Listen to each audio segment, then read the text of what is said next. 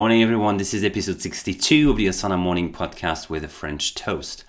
When you deploy Asana in a company, you basically have two ways to go. You can train champions and let them do the work after you leave, or you can also do everything for the company, set up everything, and then you let them manage among themselves. I know that there are different partners and consultants that work differently on the topic. We know some people that would come in, they would do a very thorough audit and look at how things are working, and they would create all the teams for them. They would create all the automations, all the project, they would create all the templates, and then they would explain how things work. We do not work this way. We almost never do anything ourselves.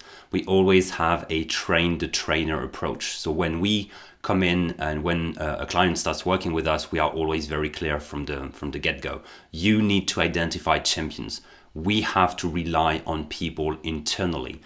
If you do not have champions, the problem is the adoption could be harder to achieve, because as soon as we leave, no one takes on, no one maintains anything, no one stays up to date with the roadmap, and slowly but surely the adoption will crumble and Asana will not be adopted. I know that it's sometimes hard to find a champion. It's actually time they have to dedicate to that mission, and sometimes companies do not have that time.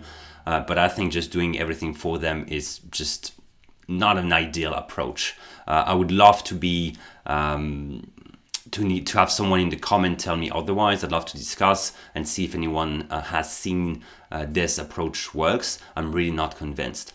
One of the other problem is by doing it for them, they just don't learn how to do things. They don't learn which questions they should ask themselves, how to build a good workflow. And you might actually set them up to succeed and scale, but they don't even know the choices that you've made. And I think this is a very important part of the process. If they do it themselves, yes, they might do some mistakes, but if we are still there helping them, we can always readjust and train them on how to do things properly. But sometimes you have to do the mistakes in order to really learn and get better.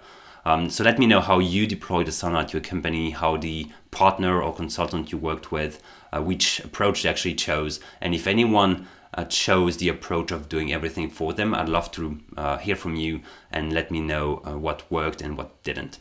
Thank you. Have a good day and have a good week.